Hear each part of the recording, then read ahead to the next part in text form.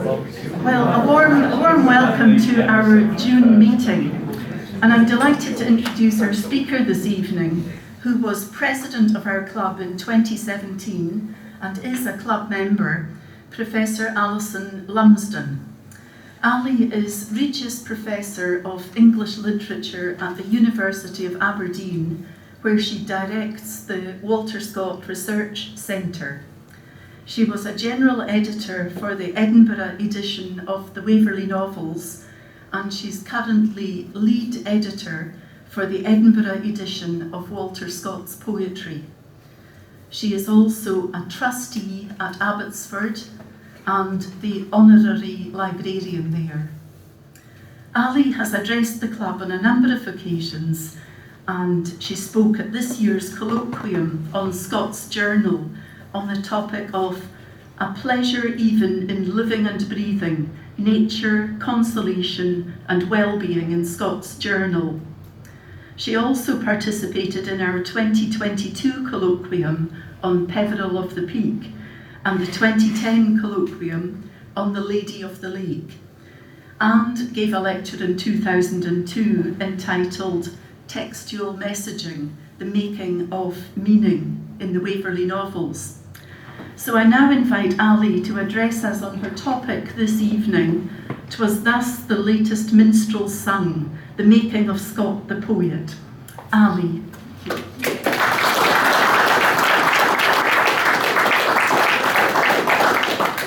Well, I'd just like to begin by thanking the club for the invitation and to all of you for coming. The paper I'm giving tonight is partly based on the work we've done on the lay for the Edinburgh edition of Walter Scott's poetry, and so I'd just like to begin by acknowledging that producing such a volume is a collaborative effort. So I'd like to thank everybody who works on the edition, especially Ainsley McIntosh and Natalie Harris, who are here tonight, and in particular Elizabeth Elliott, who is my co-editor. I'd also like to thank Gillian Hughes, who did a lot of the preliminary work on it during our pilot project. So some of what I'll be exploring here tonight will appear in our forthcoming volume of the lay for the Edinburgh edition of Walter Scott's poetry, hopefully later in the year or early next. Now, Scott had of course been writing poetry before he began the lay of the Last Minstrel. As Peter Garside's and Gillian Hughes' excellent volume of the shorter poems reveals, Scott's first poem, In Awful Ruins Etna Thunders Nigh, a translation from Virgil, was written as part of a Latin class at the Edinburgh High School. And I would just like to say, in our edition we state that the manuscript of that poem was not located, but it has indeed been recently discovered at Abbotsford, so it wasn't actually very far away. And Peter has written a blog about that for both the Abbotsford website and the Aberdeen Research Centre websites. As also well known, while continuing to write his own poems, Scott also learnt his craft by translating from German poetry, such as William and Helen, translated from Berger in 1795 and published in 1796. Moreover, in spite of the often made statement that Scott gave up writing poetry as he felt eclipsed by the rising star of Byron, an idea that was actually created by Scott himself, and that he also gave it up when he turned to novel writing with Waverley, Scott in fact continued to write poetry to the end of his life. The last poem in the shorter poems is verses written at the request of the Countess Wolonsky, was probably written in Naples in 1832. David Hewitt's volume for the Edinburgh edition, Poetry from the Waverley Novels and Other Works, also reminds us that Scott was composing original verse not only within his fiction, but also in his letters and journal, all the way throughout his life.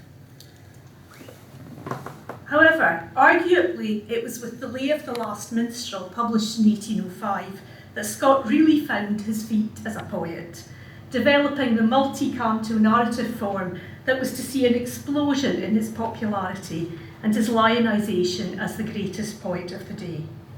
So tonight I'd like to discuss the creative evolution of that poem, and then very briefly explore some of the ways in which, as it develops, it sets out a series of concepts that are to be revisited throughout Scott's writing career. Now, there are generally two pieces of received wisdom about the poetic origins of the lay.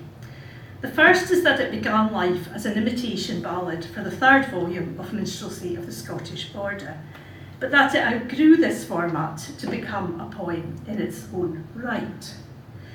This is supported in a letter to his friend and sister poet Anna Seward of 30th November 1802, just as preparations were being made for a third volume of Minstrelsy, when he writes, "I am at present busy with the second edition of the Minstrelsy and preparations for the third volume, particularly a sort of romance of border chivalry and enchantment, which will extend to some length. When it has made any progress, I will send you a few stanzas." Of course, Scott, along with his friends, did write imitation ballads for the third volume of Minstrelsy. The third volume contained contributions from, for example, John Leyden, who contributed The Mermaid and Lord Soulis, Charles Kirkpatrick Sharp, Lord Hervey's Complaint, Matthew Monk Lewis, and Scott himself, of course, added, among other things, a continuation of the ballad of Thomas the Rhymer, the Eve of St John of Glenfinlas. There is then a strong case that the lay did begin life as one of these imitation ballads.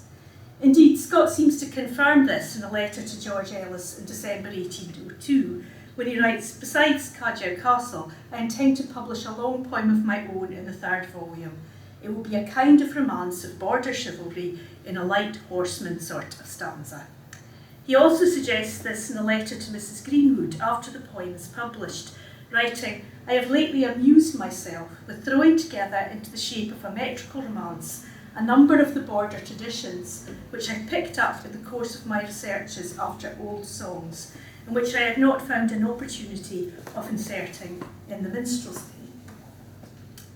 The second origin story for the lay lies in the often repeated tale that it was prompted by a request from Harriet, Countess of Dalkeith, that Scott write a poem that included the story of Gilpin Horner, the Goblin Page. In his 1830 introduction to the lay, Scott famously dates its origins to an exchange with Harriet. The lovely young Countess of Dalkeith, afterwards Harriet Duchess of Buccleuch, had come to the land of her husband with the desire of making herself acquainted with its traditions and customs, as well as its manners and history. She soon heard enough of border lore, including the story of Gilpin Horner, a tradition in which the narrator and many of that country were firm believers. He gives a similar account of its origins in a letter to Anna Seward shortly after its publication. "You must be aware that it is impossible for anyone to refuse her request, as she is more of the angel in face and temper than anyone alive, so that if she asked me to write a ballad on a broomstick, I must have attempted it. I began a few verses to be called the Goblin Page, and they lay long by me till the applause of some friends, whose judgment I valued, induced me to resume the poem. So on I wrote, knowing no more than the man in the moon how I was to end." Scott's clearly smitten by Harriet, I think. But Harriet's connection to the poem is also corroborated by a handwritten copy of the poem with illustrations presented to her at the time of its publication. And this is a truly beautiful item, and it's now in the collections of the Duke of Buccleuch, fittingly at Bow Hill. However, it's clear that Scott had begun the poem before the invitation by the Countess took place. And while Harriet's suggestion may have changed the path of the poem, in some ways the suggestion that she prompted it is an exaggeration partly designed to flatter her. Indeed, it's possible to trace the origins of the lay further back than any of these moments. Scott gives his own account of the time he spent in the borders as a child and records that the local information which I conceived had some share in forming my future tastes and pursuits. I derived from the old songs and tales which then formed the amusement of a retired country family. Scott's early reading described in his memoir as 10 times the usual quantity of fairy tales, Eastern stories, romances, etc., undoubtedly also provided the imaginative seeds for the poem, along with the tales he read from Ramsay's Tea Table, Miscellany and Percy. His time in Kelso after leaving the high school, viewed through the lens of such reading, seems to encapsulate the ways in which written and personal experience came together to help shape the romantic version of Borders tradition that shapes the lay. The romantic feelings which I have described as predominating in my mind naturally rested upon and associated themselves with these grand features of the landscape around me, and the historical incidents or traditional legends connected with them. These gave to my admiration a sort of intense impression of reverence, which at times my heart felt too big for my bosom. For this time the love of natural beauty, more especially when combined with ancient ruins or remains of her father's piety or splendour, became with me an insatiable passion, which if circumstances had permitted, I would willingly have gratified by travelling over half the globe. By such romantic sensibilities as we see expressed here were no doubt enhanced by his subsequent discovery of Tasso and Ariosto and the fund of romantic lore to be found in the Italian language, and his fastening like a tiger upon every collection of old songs or romances which chanced through in his way, as well as by his reading of Twas, who features so prominently in the notes to the poem. Now, it's certainly the case that these formative events are part of a more general background that was to shape Scott as a poet, but there's also some evidence that Scott was thinking more specifically about the subject matter of the lay before 1802. Lockhart reports that as early as 1792, Scott is recording in his notebook extracts from books of a journal concerning Dame Jean Beaton, the Lady of Branksome Tower, and her husband, Sir Walter Scott of Buccleuch, called Wicked Wat. It is then likely that the desire to write an imitation ballad for minstrelsy may have crystallised the idea of the lay of the Last Minstrel, but its origins are more complex. However, while finding the source of the poem is interesting, what happens to it in the course of writing is far more significant if we're exploring how it helped shape Scott as a poet. Certainly, it's clear that Scott was having some anxiety about the whole business of imitation ballads, and he expresses some worry about whether the public really wanted any more of these kinds of poems. Later, he was to remark that the ballad measure had perhaps become rather hackneyed and sickening, so he's worried about imitation ballads and really if the public has had enough of these. His anxiety about the kind of poem the lay should become is also evident in an incident that Scott recounts in his 1830 introduction. Here Scott explains that he had shown the early stanzas of the poem to his friends George Cranston and William Erskine. However, they didn't seem much to like the poem at all. He tells us, as neither said much, he had no doubt that their disgust had been greater than their good nature chose to express, and as a consequence he threw the manuscript into the fire and thought little more of the matter. However, he goes on, sometimes afterwards I met one of my two counsellors who inquired with considerable appearance of interest about the progress of the romance I'd commenced, and was greatly surprised at learning its fate. He confessed that neither he nor our mutual friend had been at first able to give a precise opinion on a poem so much out of the common road, but that as they walked home together to the city, they talked much on the subject, and the result was an earnest desire that I would proceed with the composition. Scott then has been mistaken about the opinion of his friends. They didn't dislike the poem, they just didn't know what to make of it. Now, I think we have to be cautious about this anecdote. In some ways, it's rather like the account of the composition of Waverley, which Peter Garside has shed some doubt on. But nevertheless, I think it tells us something important about how the poem was to evolve. He also tells us that the friend suggests that some sort of prologue might be necessary to place the mind of the hearers in the situation to understand and enjoy the poem.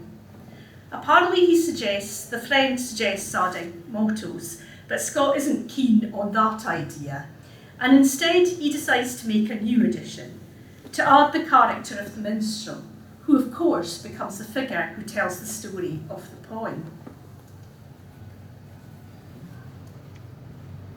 I therefore introduce the old minstrel as an appropriate prolocutor by whom the lay may be sung or spoken, and the introduction of whom betwixt the cantos might remind the readers at intervals of the time, place, and circumstance of the recitation. It is, I'd suggest, the introduction of the minstrel that entirely transforms the lay of the Last Minstrel, moving it far beyond any mere imitation ballad, to set a template that is at the heart of his innovative form, both as a poet and arguably as a novelist. I'll say more about this later, but first I'd just like to say a little bit more about the creative evolution of the poem. So Scott gets going again, and he continues with his poem, Minstrel Frame Firmly in Place. Now, unlike other of Scott's works, where we're very blessed to have so many manuscripts, very little of the manuscript of The Lay of the Last Minstrel actually survives, and until very recently it was in private hands and inaccessible to scholarship. However, as part of the remarkable work of the Friends of the National Libraries to save the Honorsfield collection, now the Blavatnik Honorsfield collection, for the nation, and to distribute it to its appropriate homes, the fragment of the manuscript that does exist has returned to Abbotsford, and we can see the secrets it reveals. The fragment, in fact, consists of the opening minstrel frame and a few stanzas of the first canto. That's all we have. But that's interesting because we can see that Scott is thinking through the relationship of the minstrel frame.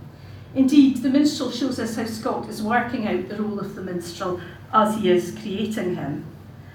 For example, if we look at this first leaf, we see that he does a fair bit of fiddling with the title of the opening section, as he's thinking through how this opening section, the introduction, relates to the poem itself. So it starts off as being Canto 1, then it becomes introduction, then introduction 2. So you can see he's thinking through how this is going to relate to the story he's going to tell. The minstrel is also evolving. In stanza 4, he originally writes, "No longer courted and caressed, they sought to ask a welcome guest, and pour to Lord and Lady Gay the improvisatory lay." But I'm glad he changes his mind and he scores out improvisatory, which is quite hard to say and a bit clumsy, and instead puts above the line of the text the line we're familiar with, the unpremeditated lay. Now, this is a tiny change in one way, but it lets us see Scott working through the character of the minstrel, the way that he's composing poetry, and how he actually writes. We might also hazard that the idea of unpremeditated poetry has a distinctly romantic feel to it, expressing an idea of poetry that firmly belongs in 1805, the time when the poem is being published. Now, sadly, as I say, these few leaves of the manuscript are all we have, but we do know a lot more about how the poem evolved in the process of its composition. In his biography, Lockhart dates the incident where Scott shows the poem to his friends to the summer of 1802, when Scott was at Last Wade, and he also suggests that Scott took it up again in the autumn recesses of the court later that year. The scene and date of this resumption I owe, Lockhart tells us, to the recollection of the then cornet of the Edinburgh Light Horse. Remember that light horse kind of stanza that he wants to write, while the troop were on permanent duty at Musselburgh in the autumn recess of 1802. The quartermaster, during a charge on Portobello Sands, received a kick of a horse which confined him for 3 days to his lodgings.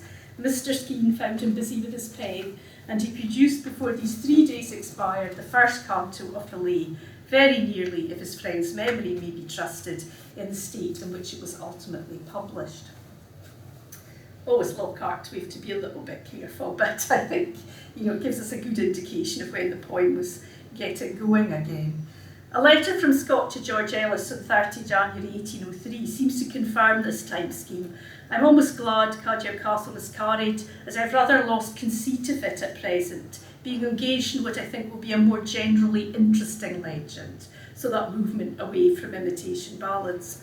"I have called it The Lay of the Last Minstrel, and put it in the mouth of an old bard who is supposed to have survived all his brethren, and to have lived down to 1690. The thing itself will be very long, but I would willingly have sent you the introduction had you been still in possession of your senatorial privilege. In other words, I'm not paying to send it to you, but there you go. Ellis responds that Scott should make the poem as long as possible. Remember that. Scott is also sharing the poem with other friends early in 1803. During his visit to London in the spring, Scott visits George Ellis at Sunninghill, near Windsor, and reads part of the lay to him, his wife, Richard Herbert, and Francis Douce. The incident is recounted by Lockhart in truly romantic form. He and Mrs. Scott went with Herbert and Douce to Sunninghill, where they spent a happy week, and Mr. and Mrs. Ellis heard the first 2 or 3 cantos of the lay of the Last Minstrel read under an old oak in Windsor Forest. Lucky them. By September of 1803, Scott recites the first 4 cantos of the lay to the Wordsworths when he met them at the equally romantic setting of Ross Lynn, which of course features in the poem itself, and you can see Dorothy's account of this.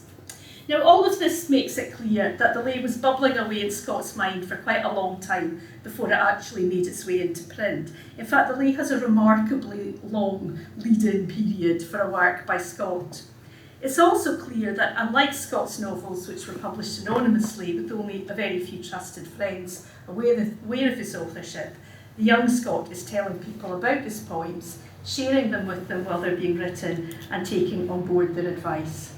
Ainsley Mackintosh first discovered this very social mode of composition when she was undertaking research for her edition of Marmion, and work during the pilot project for the Edinburgh edition of Walter Scott's poetry, including that undertaken by Ainsley, Jill Hughes and myself, suggested that this was indeed the case with all of the long narrative poems. Scott confirms this in his 1830 introduction. The lay was subsequently shown to other friends during its progress and received the imprimatur of Mr. Francis Jeffrey, who had been already for some time distinguished by his critical talent. I don't have time to go into all the details concerning the composition of the poem between 1803 and its eventual publication in 1805 here, but hopefully you can see that its creative evolution is a bit more complex than some of those well-known origin stories may imply. Moreover, the publication of the first edition of the lay was not the end of its creative evolution. While J.H. Alexander notes that reviews of the lay of the Last Minstrel were almost entirely favourable, there were some dissenting voices. An unsigned review in the Literary Journal of March 1805 urges the author to expunge the namby-pamby effect of the dialogue between the river and mountain spirits, and criticises what it sees as Mr. Scott's irregular versification and an excessive use of alliteration. So Scott's attempting to get away from the ballad form, but this is seen as irregular versification.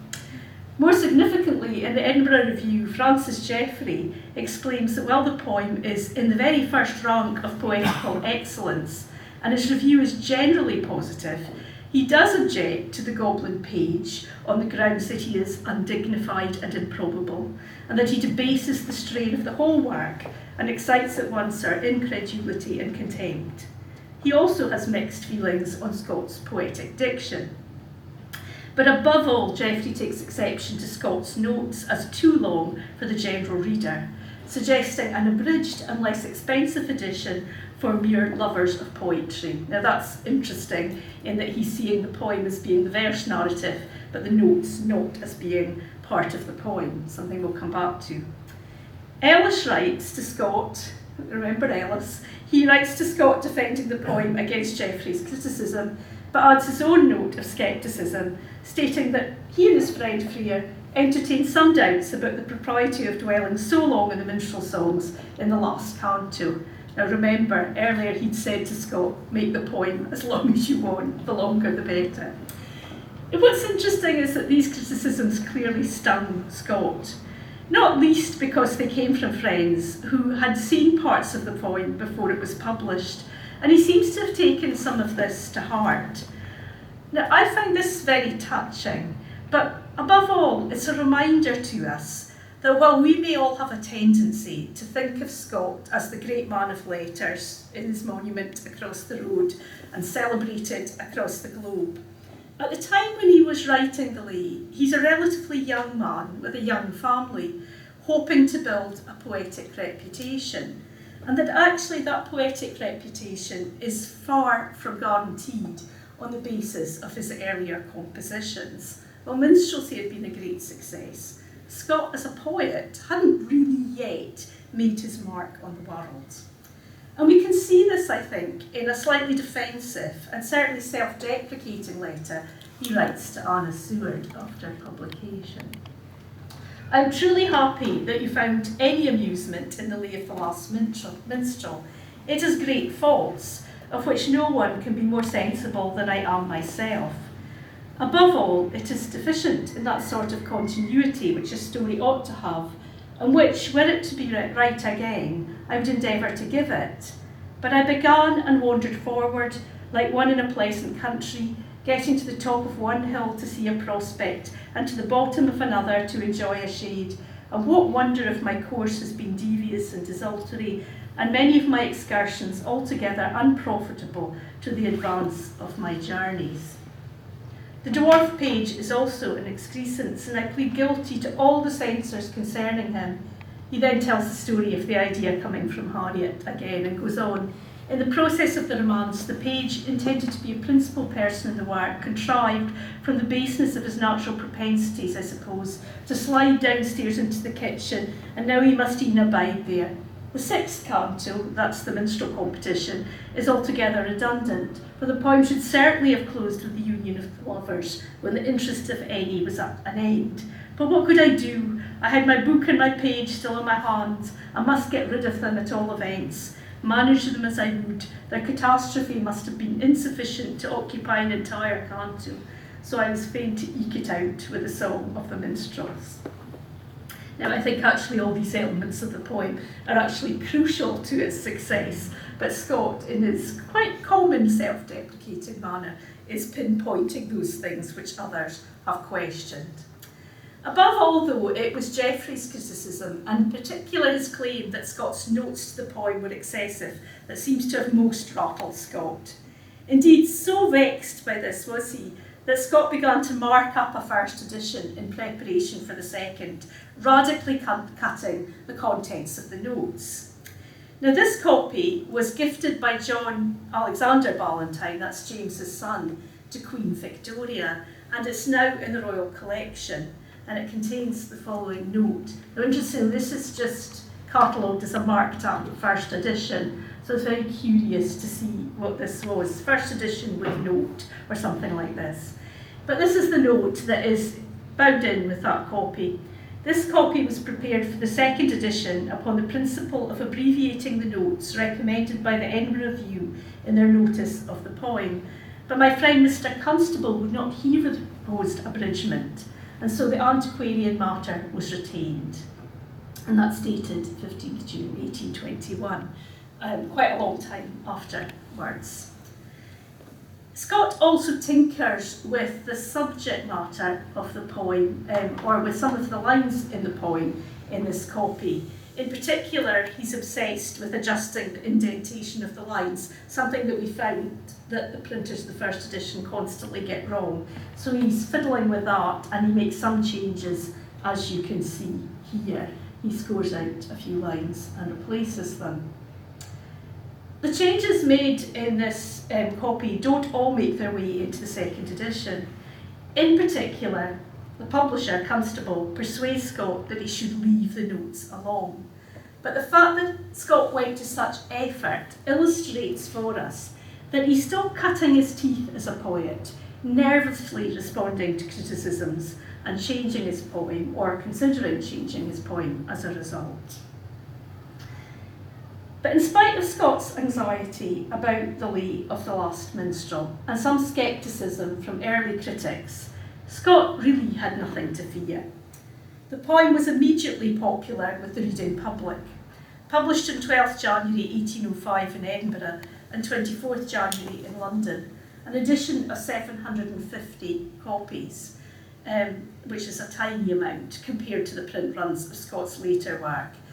But a second edition was required by October, this time of 1500, a third of 2000 in February 1806, and a fourth of 2,250 by August, a fifth edition of 2,000 copies in November, a sixth of 3,000 by early 1807. In short, within 2 years of publication, the lay had gone through 7 editions and sold around 10,000 copies, which, I mean, we think about the Lady of the Lake, it's 26,000 copies in 6 months, but for a first poem, this is not bad going. And crucially, it secured for its author the unprecedented advance of 1,000 guineas for a second poem, Marmion. And of course, the lay also brought about a burgeoning tourist industry inspired by Scott. And if you haven't gone to Melrose by moonlight, please make your way there immediately. Scott seemed emboldened by this, so rather than cutting the notes to the poem as Geoffrey had suggested, Scott kept adding new notes and expanded on those he'd already written, even as late as the 9th edition. And in the 5th edition, interestingly, he makes a substantive addition of about 40 lines to the poem, and that cements its relationship to the Scots of Buccleuch, thus circling back to that story about Harriet. So actually one of the things that happens is the poem becomes ever more an account of the Scots of Buccleuch, which is interesting. And those lines are in the Morgan Library in New York. So this hopefully gives you some sense of the creative evolution of the Lay of the Last Minstrel and the ways in which Scott is feeling his ways towards the kind of poem he wishes to write.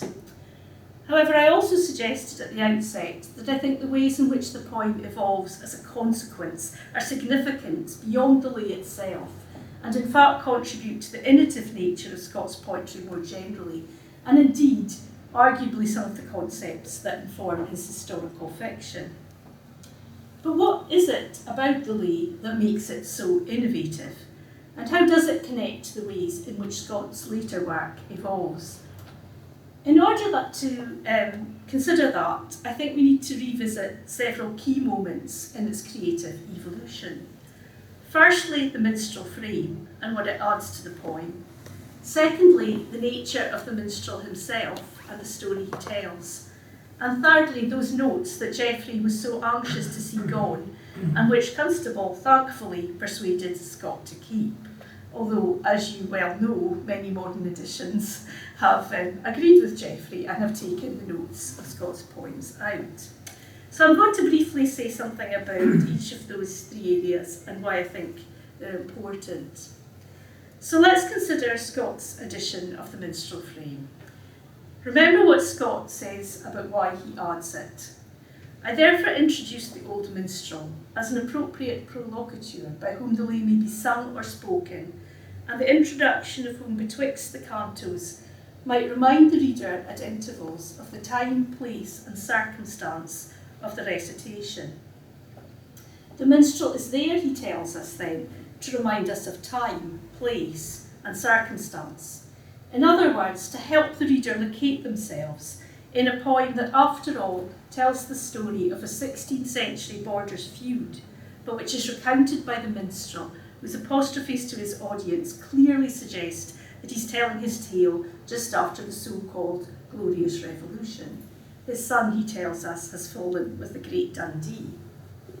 Moreover, as readers of the poem, I think we're aware of another time frame, the fact that this poem is actually inhabiting an aesthetic of the Romantic period, a poem that could only have been written in the early years of the 19th century. Consider the model of spontaneous composition that Scott recounts to Anna Seward and which he attributes to the minstrel. And there are multiple other sentiments in it that could only belong to 1805. We have then an associative relationship between landscape, memory and history, for example. I mean, that kind of associative bringing together of landscape, history and memory could really only be something that belongs to the Romantic period. This then is most definitely not an imitation ballad, but importantly, a version of the past mediated through multiple time frames. In adding the minstrel frame then, Scott is suggesting that through story, historical events can be put into dialogue, and indeed can enter into a conversation, with the present, with your own time, his own time, and possibly our own time. A similar stretching of historical span is, we might also note, achieved by the minstrel competition at the end of the poem. So we have all these different stories that span all different kinds of spaces and times. So they may seem superfluous, but in fact that minstrel competition is serving a similar purpose of expanding the poem both spatially and temporally. This is all contributing to a kind of historical layering alongside other interesting aspects of the poem. He was, of course, to take this concept of historical conversation to a whole new level in Marmion, his second poem, which contains multiple time frames. But it's here, with that addition of the minstrel frame, that we see Scott for the first time really exploring how past and present can speak to each other in ways that are resonant and relevant, a foundational principle of most of his long narrative poems, and indeed the form of the historical novel that he was later to develop. And that's encapsulated really, I think, in Delarane's famous ride to Melrose Abbey, where the landscape he sees around him is punctuated by markers of the past. It's hardly realistic that Delarane is reflecting on past Borders feuds located in the landscape as he rides at pace to Melrose Abbey to get the magic book. But it is a reminder to us, as readers, that the past coexists with the present, can be put into dialogue with it, and indeed that the historical is inscribed in the landscapes around us. This insertion of historical and political events into the minstrel's narration at such moments is, however, also interesting in relation to how Scott is reinterpreting the character of the minstrel more generally in his poem. In a letter to Anna Seward, he states, "At length the story appeared so uncouth that I was fain to put it into the mouth of my old minstrel, lest the nature of it should be misunderstood and I should be suspected of setting up a new school of poetry instead of a feeble attempt to imitate the old." Again, though, I think Scott is being disingenuous, or perhaps characteristically self-effacing, for he is in many ways setting up a new school of poetry. While the poem may be called the Lay of the Last Minstrel, the introductory section ends, "and thus the latest minstrel sung."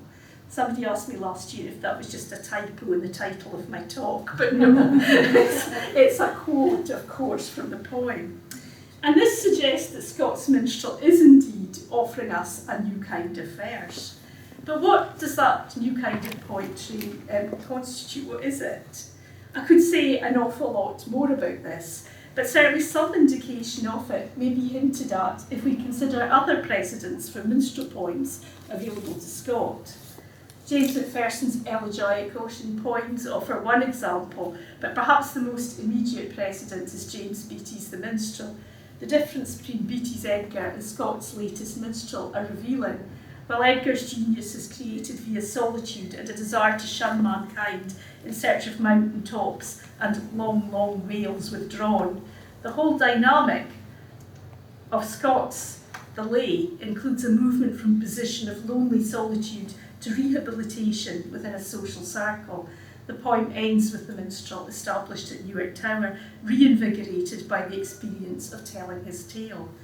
Moreover, the story he tells, partly due to those time shifts, is not a reflection on the inward eye, but is intensely social, historical and political. If we recall, Scott tells us that as a young man, scenery was interesting to him, but when connected to historical incidents or traditional legends, romantic scenes gave my admiration a sort of intense impression of reverence. For Scott, landscape is sublime when it is social, when it has the markers of human experience and political struggle inscribed upon it. While Beattie's minstrel may wish to shun mankind, Scott's minstrel tells a story that re-engages the poetic with the political and the social, a particularly socially aware form of romanticism that Scott was to hone throughout his writing career.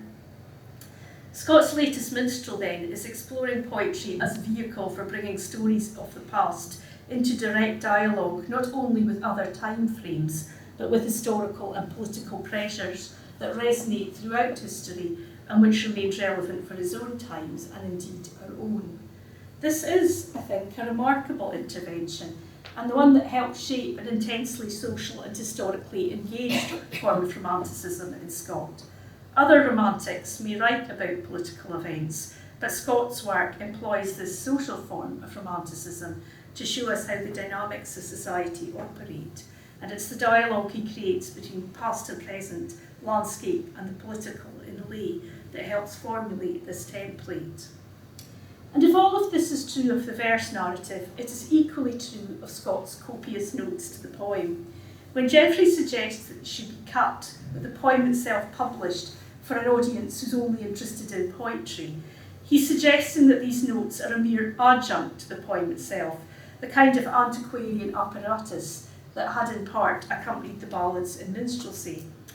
Our work in Scott's poetry, however, has revealed to us that Scott is deeply engaged with these notes, and that in fact they too are part of the poem, if I can put it that way, stretching even further the time frames of the verse sections and entering into dialogue with other texts and accounts of the verse that the verse contains, so alternative versions of the stories in the verse, and also adding through that mechanism further layers of history and further levels of dialogue.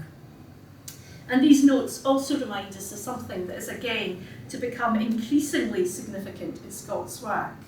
The fact that how a story is told is just as important as the telling.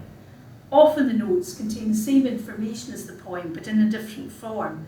But that difference of form is in itself part of their meaning. This relationship between the form in which a story is told and the meaning it conveys runs throughout Scott's work, underpinning his innovation in both poetry and fiction. And again, we find it first articulated most fully in the lay. I think the lay of the Last Minstrel is a remarkable poem, and I know several people in this room share my enthusiasm. I could go on at some length about all the different ways in which the political, social and aesthetic concerns that are to develop in Scott's later narrative poems, and indeed in his novels, are first worked out in its stanzas. But I hope I've at least gestured here to the ways in which it is foundational to all of Scott's work, and we suggest it should be probably more deeply considered, like all of Scott's poetry, by Scots scholars who too often only look at the fiction. It is, of course, the aim of the Edinburgh edition of Walter Scott's poetry to reinsert his poems into the conversation about his work more generally, but also add that we have a more immediate and lesser aim to get as many people as possible reading the lay. And to this end, when we publish our edition, hopefully, as I say, early next year, it's our aim to get as many people as possible reading the lay.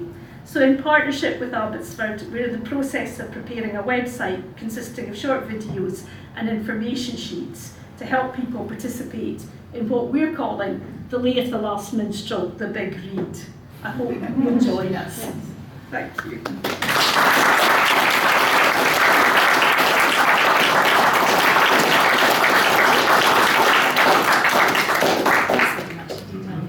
Ali's happy to take any questions.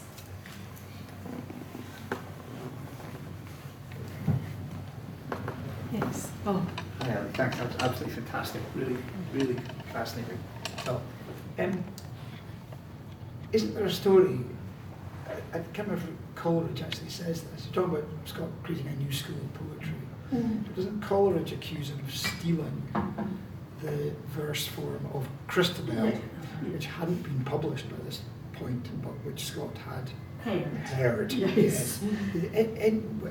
Where does that story fit into this? I think that probably, Scott is clearly looking for new verse forms for the lay. He doesn't want just to do an imitation ballad.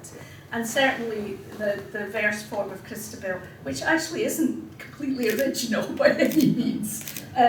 Clearly Scott had heard it, and maybe it did come to his mind and parts of the lay, but it's not all of the lay by any means. Maybe ours a similar form. So maybe Coleridge had the right to feel a little bit miffed, but I think it's hugely exaggerated to say that Scott stole the verse form from him. But yes, there are an awful lot of myths going around about the composition of the lay and the origins of the lay, and that's certainly there in the mix. But I think what Scott's really trying to do is look for new verse forms, and that's why the minstrel competition is also important, because what you get at the end of the poem is a sort of explosion of different kinds of narratives. So Scott's kind of like, well, let's just go for it now and show off about all the different forms of verse we can have here. Thank you.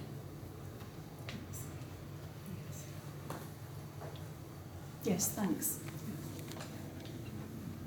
I was much taken by your referencing at the beginning that Scott actually used in all his life, even through his novels. And this morning, for want of something better to read than account, I was dipping into the edition edited by Alan Massey of Lucy de Lammermoor, of the Bride of Lammermoor. And I got one extraordinary part. It was actually Scott clearly reading every other poet on the go at the same time, namely, but it was quite unusual for me to see that the playwright, Joanna Bailey, was quite prolific as well. And there's a bit of a discourse about Ravenswood and the rather malleable Lucy Ashton, and Joanna Bailey characterises the way a strong character and a soft character come together. But the wonderful thing is that, as you see, Scott he used it just as more of a vehicle for thinking out and expressing what he would go ad infinitum about in his greater long novels. But the apprenticeship of the poetry and the skill of the writing, and that's at the beginning of the Lammermoor book. Scott is saying, he's got great criticism of other people's how to write a novel and put far too much time in pieces. Yes, he said that, but poetry is the biggest chunk of historical literature up until the 20th century.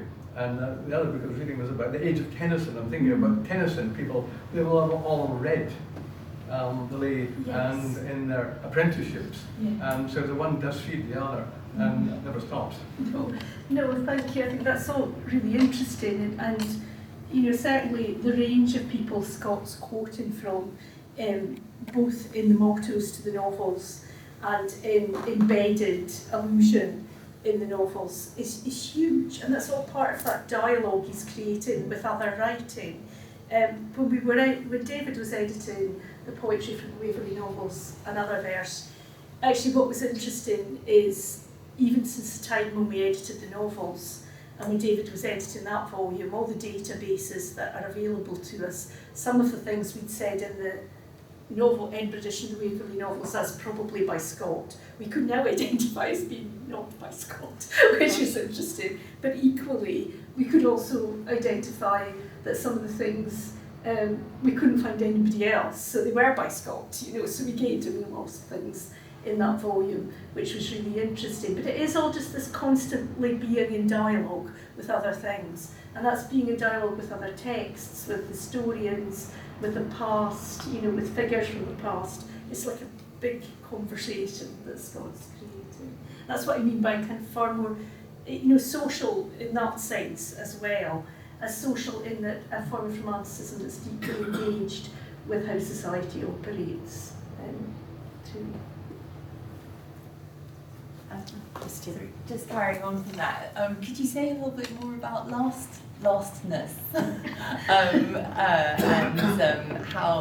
how that sort of, I'm just thinking about things like The Last Man and The Last of Mohicans, and like this different sort of like more catastrophic. Yeah. I think that's really interesting, and that kind of play between last and latest in the late is really interesting, and I think only gets there once he adds the minstrel frame, which is one of the reasons why it's so important. I think there is the sense that he is the last minstrel because Scott's tried to create a new kind of poetry. So that kind of poetry, the poetry of minstrelsy of the Scottish border, it is a foundation, but he wants to go somewhere else. So the minstrel's last in that sense, and that comment about he's outlived all his brethren. Well, he kind of hasn't, because, but there's also that sense of, but we need a new minstrelsy, and the latest minstrel is, here's the poem I'm going to write, and it's a new form of minstrelsy. But there's also something really interesting going on about the minstrel at the end of the poem, that, he's kind of contentedly living at Newark. But of course we know it's a bit like, the St. Agnes, we know he's dead by that time, because it's set in the past as well. So there's all sorts of interesting things going on about that. But I think Scott's also curious at this point. He's exploring how you can bring the past alive again through poetry and storytelling, and in a sense how you can almost defeat death through that too. So the minstrel who's unsung and forgot at the beginning isn't unsung and forgot by the end of the poem either. He's kind of been, he's lost but not lost. Unlike the goblin page, who's lost. And then found.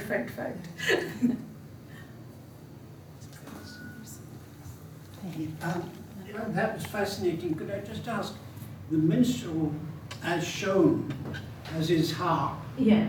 and the lay implies music. Mm-hmm. But what did I had understood that Scott didn't have a very musical ear for traditional music. Mm-hmm. So what did he envisage was being done by the minstrel? Was he singing or reciting to a tune, or what? That's a really, really interesting question, and I don't know what Scott was envisaging. I mean, what I can say is that Scott saying he doesn't have a very musical ear is a little bit, again, self-effacing, because there's quite a lot of evidence, when he's writing songs for Thompson and things, that he actually does understand melody and he does understand what's going on. He's just not as good as some of his chums, I think, is what he means when he says he doesn't have a very musical ear. And he makes sure that his daughters have a good musical education. But the whole business of what minstrels did they sing, did they chant, what did they do, were not entirely clear. And so what Scott actually envisaged, I'm not very sure. He says to his friend that it's put into the mouth of a minstrel who might have said or sung the poem, but whether it's that kind of strange minstrel-like chanting, I don't know. Thanks. Penny? Thanks, Ellie. That was absolutely terrific. Thinking a bit, it's interesting that people who write about the Last Minstrel nowadays tend to think the Goblin Page is the best indication. But you've pointed out often that Scott knew what he was doing, knew what he wanted to do.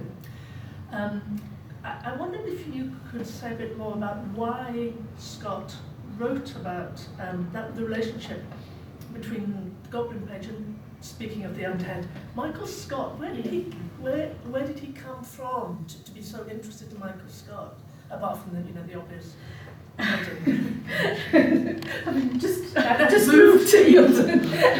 I'm a bit worried Michael Scott might come and get me if I don't give you the right answer, Penny. You've written really beautifully about this, about the late Penny, and all the interesting things going on there. But I think he wanted to write about Michael Scott as part of it, and he wanted, so it's completely skews the time frame in order to do this. And there's copious stuff about Michael Scott in the notes as well, because he wants to tell us a lot about Michael Scott. But I think, as people like Ainsley and Nutley have also written about, the kind of Scott's enduring interest in the supernatural and the status of the supernatural and what it means to people. I don't think Scott really believed that Michael Scott was a wizard, but I think he's really interested in what people think they believe at these times. So, one of the interesting things about, for all the fuss with the magic book and the Goblin Page, they actually don't do very much in the poem. So you kind of think it would have been perfectly easy to have resolved the whole conflict and the love interest and all the rest of it without the magic book or the Goblin Page. But they're great stuff, and they're really good to have in there. But I think they're also encouraging us again to see partly about world building, to try and build a world that seems other than our world, which he wants the story of the Lay to be, but also to kind of mediate those kind of categories of belief and what people believe and why they believe. And I'm sure that's all bubbling in there in some kind of way. But I think it's, if you wanted to be, if you want to push it a bit further, and I know your own work has suggested this as well, as the kind of way in which Scott is fascinated by the idea of magic words, and storytelling as a kind of magic word. And so I think the magic book is in some ways a metaphor for what poetry can do as well. And so I think it's there in some ways to give us this big clue about what poetry is for and what it can achieve, and it can actually resurrect the past. That's one of the spells you can cast with poetry. Thank you very much, Ali. Brilliant talk. But could you tell us a little bit more about the illustrations? So we're sort of gazing at a couple here, and I'm intrigued who about the artists or about the change in the different editions. Well, there were illustrations commissioned for the first edition, and that's another way in which Scott is feeling his way as a poet, I think, with the Lay, because they had got the length of commissioning illustrations, and Scott didn't like them very much, and actually said that instead of wielding a sword, somebody looks like they're playing golf, which is quite amusing. And interestingly, those illustrations never go anywhere. They never get into any edition, but they are actually reproduced in the Duke of Buccleuch's handwritten copy, which is very nice. So they do actually end up in there, but they don't end up anywhere else. And of course, like a lot, Scott's poetry didn't really get illustrated until later on, and then there are quite a lot range of artists doing that. I'm not even sure that is an illustration from a really, to be honest, it's just a minstrel.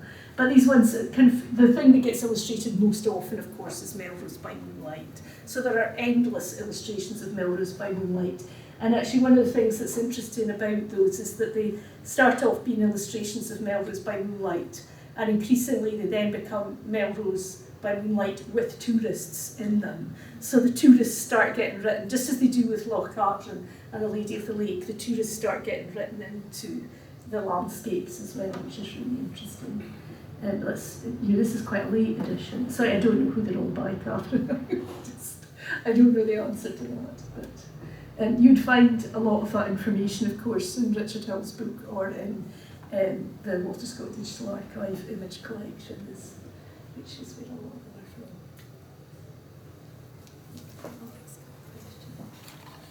Hi. Thank you so much, Ali. I'm sorry, I know I can... Sorry, Alex had his hand up for Oh, sorry. but Natalie, on you going. I was just wondering about the Melrose by Moonlight. Did you, when you were looking into the composition of the poem, was there any suggestion that part might have been written earlier than the other parts? Because I sometimes wonder if Michael Scott's there because he justifies an excursion to Melrose by Moonlight. Well, Scott said he never saw Melrose by Moonlight, which I actually find, I don't know how Scott could have avoided seeing Melrose by Moonlight, really. It's currently floodlit, but apparently they're going to turn the floodlights off from all the border abbeys. So you'll be able to see them by moonlight again in the absence of floodlights. But I think there are a few bits. Until I just lived across the road from Darnett Tower, and there's bits in the notes about Darnett Tower, and I'm sure it's just because he wants to get Darnett Tower into the notes. I don't think Darnett Tower has anything to do with the Lay, really, other than that Scott wants to put it in a note. So it may be that he just wanted to put in Melrose by Moonlight. But I mean, it's one of the iconic bits of the poem, really. Delorain's ride to Melrose is the bit that people know, I think, if they know anything, and then the bit description by Moonlight, which is just wonderful. Sorry, I didn't mean to... Yes, yes, at last. Thank you, Alan. I was taken by the question 3 questions ago, asking how Walter Scott imagined the lay of the Last Minstrel, which is his invented minstrel, would actually be performed or sung after he'd actually written it himself.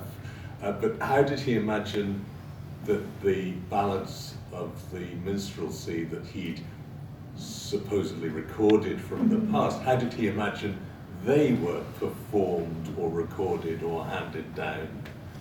Well, he'd obviously heard quite a lot of them sung, I think, as well as spoken when he was collecting them for minstrelsy. And actually, we do have good information about that because there's a wonderful songbook at Abbotsford, which is Sophia's, his daughter's settings of many of the ballads. So how they would have been performed at Abbotsford is, we do have evidence of that.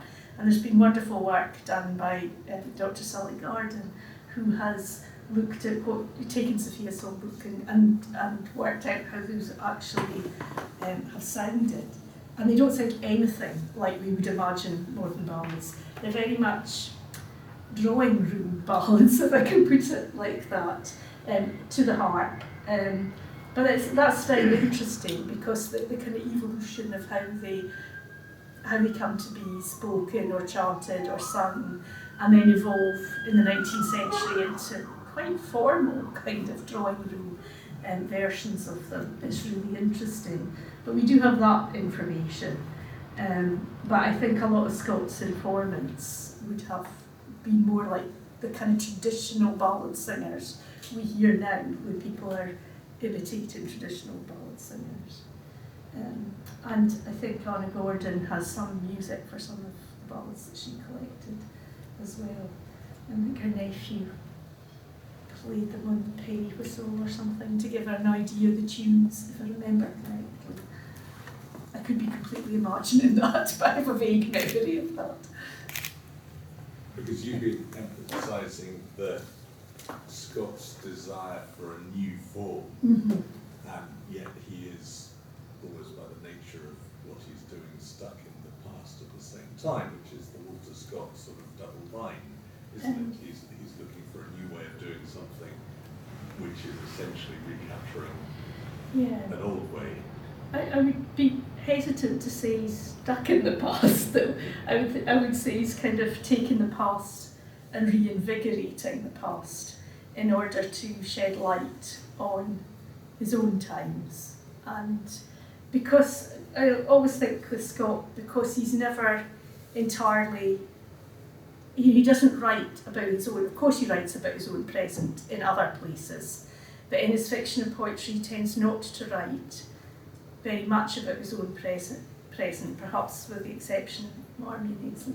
But he doesn't write so much about his own present, but because of that, what he's interested in is about those kind of dialogues between past and present. So he's never out of date either.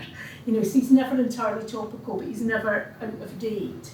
And I think that's, for me, why Scott develops a kind of theory of the portability of the past. And because the past is portable, it can also be always relevant. And I think that's actually at the heart of Scott's model of historical fiction. And what I'm kind of suggesting is that's partly something that he begins to explore in The Lay of the Last Minstrel. It's how you could be always speaking about, always talking to the present, be it his own present or our present, because you're looking at those structural things that happen in the past that are not stuck in a particular moment, but are always relevant because they're structural.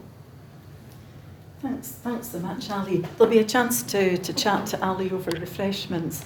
But now may I invite Christian Kerr to offer the vote of thanks. Ali, there's a seat for you there. Ali, thank you so much. It was absolutely wonderful. You produced an extraordinary case for The Lay of the Last Minstrel. You have given insights into the genesis of the poem. You've given us dispatches from the cutting edge of Scott poetry scholarship, from the process of discovery and recovery, and more than anything else, you've given us a sense of how both Scott and this poem was reaching out all over the place and in a sort of great effort of sociability and upwelling of energy. I hope that everyone in this room feels invigorated to join the big read. It's been really inspiring. Thank you very much.